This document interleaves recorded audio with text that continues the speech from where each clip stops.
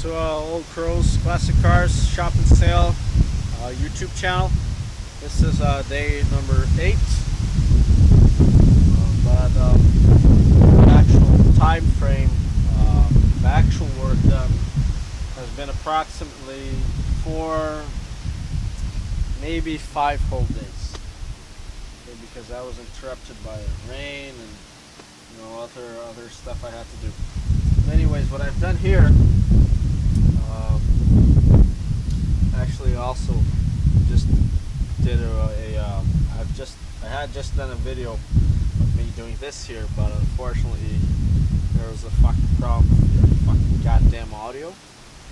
So I just swapped the microphone. Yeah, guys, you might think that my recording equipment is bad, but it's just fucking cursed, okay? But anyways, hopefully it works now. Alright, and I was going to show you me doing this, but I'll give you a walkthrough. One of the main points I'd like to talk about now is you'll see here that I have actually 4 pieces of metal, one on top of each other. The problem is that here we had a big a bowl here, so that's why I welded these 2 other pieces here. Now I know there's gonna be some dumb assholes out there. They're gonna say, "Oh, it looks like Frankenstein." Shut the fuck up, assholes. I'm not as mean as I seem. It's just I don't say it in a bad way, okay? But this is all going to be covered up with Bondo, or if you would like to solder it, that's what we have. So the other option, there's actually a guy on YouTube, and I've seen his video. It's a pretty good video, where he does a panel, a fender, with a single piece of sheet metal, okay? Or actually 3 pieces. It's a very curved fender, but what he uses is what's called an English wheel. Okay, so it's just a big tall machine that you operate by hand, and it has a set of wheels, and depending on what wheel you use, you pass the sheet metal through the wheel, and it will curve the sheet metal, right? But that costs money, and it takes a long time, and you pretty much need a template from it. And what he actually did, he built a wood frame. Okay, with that wooden frame, he then used it to the sheet metal to build the fender on top of that frame, right? But like I said, that takes an awful long time. It takes materials, it takes wood. I don't have an English wheel, guys. This works just as fine, okay? It just depends. There's some people that are really picky. This is a 200% job, okay? 200% quality. Some people want 500%, okay? But this here, it's gonna last forever, okay? It's gonna stay there. It's not gonna crack. Nothing's gonna happen to it, okay? Nothing bad. This is very good work. All right, so and once again, it's much simpler than using a English wheel. Okay, it's very simple. There's no it's not a secret. Okay, it's too much metal or too little metal. If you have too much sheet metal, then you'll have to grind it off. If you have too little, you just weld a piece in there. Okay. So I don't know if you're able to see here. I'll zoom in just a minute, but right here there's a little hole. There's a little bowl. I'm going to call it bowl, right? And I just welded a little piece of metal in there. Okay, it's not hard. It's no problem. Okay, as long as your welds are good, and in a evenly spaced. If you want to go ahead, for example, if you want to be a unibody part, point weld. Okay, so for example, this part here would actually just be an if you look closely at your car, you'll see there are little sort of balls, little holes, and you'll see it's just a spot weld. Okay? Yeah, here for example, this fender here, it's welded with 1, 2, 3, 4, 5, about approximately 10 spot welds. Okay, so it's not continuous weld. Here's just the same. I'm just going to do,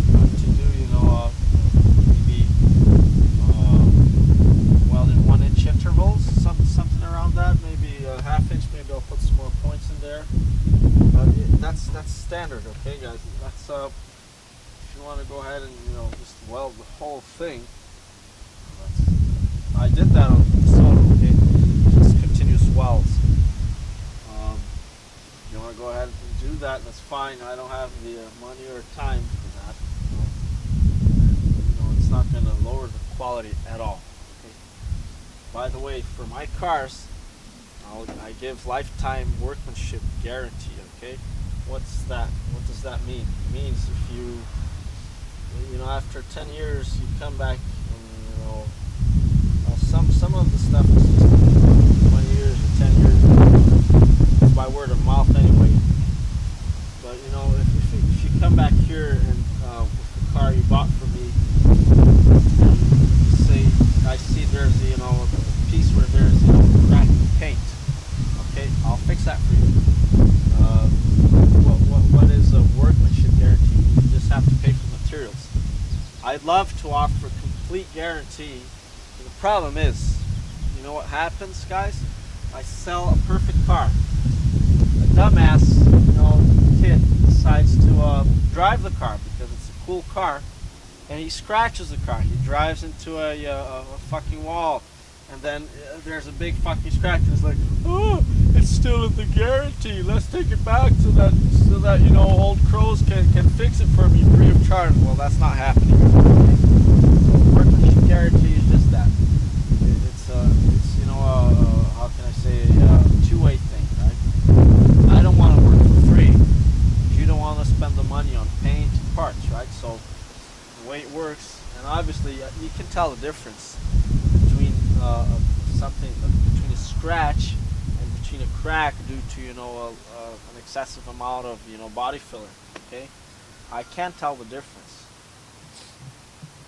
Okay, so like I said, parts do eventually wear out and break. So, but like I said, if you buy a car from me, it's most things are lifetime workmanship guarantee, which means, for example, let's say you buy a car and your alternator goes bad after 15 years. Buy a new alternator and I'll install it to you. I'll install it for you for free. Okay, no charge. That's how it works. I do an extra heavy duty undercoating on my cars as well. Say after 10 years or something, which is not going to happen, by the way. I guarantee that. But for whatever reason, there's a spot where the undercoat came off. Come back and I'll fix it for you, free of charge. Okay. All you have to pay for is materials.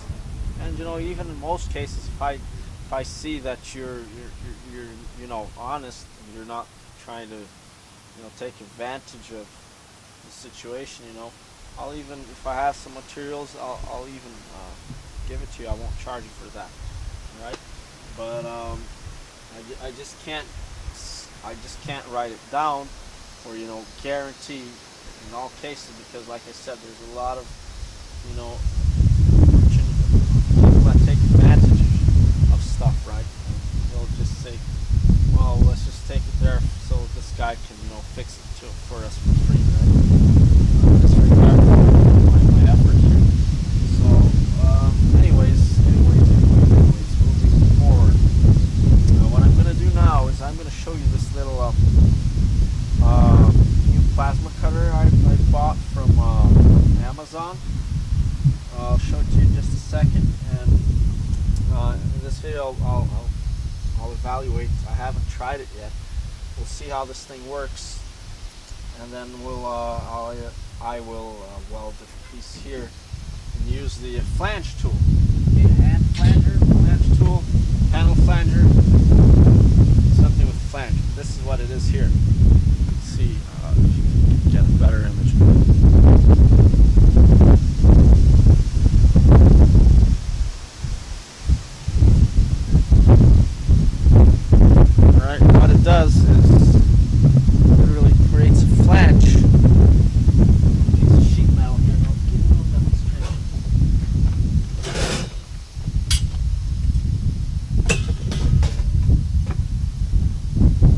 that you can connect two pieces of metal in the same height.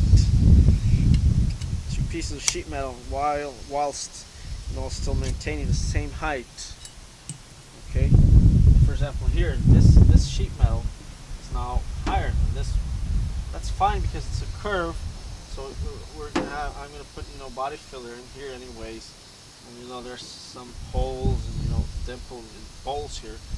So it's not gonna matter. But if it's like a flat portion like here, and it doesn't really matter too much, but I'd like to. It does help for sure. So let's say I want to connect these two pieces of metal like this, or best still, you go and look it up right on the internet. But I'll give you a quick demonstration. Oh yeah, there's two sides. One is for making holes, the other is for flanging. So what you'll do is you'll create a hole here like this, and another thing, what I'd like to mention as well is anything. The maximum gauge of sheet metal you can put through this for steel is like 22.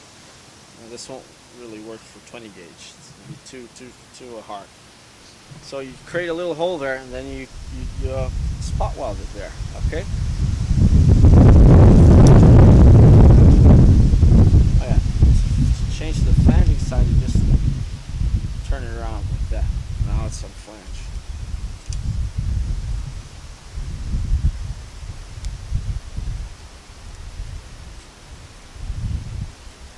So what it does is now, when I get the other piece of sheet metal, I find it, of course.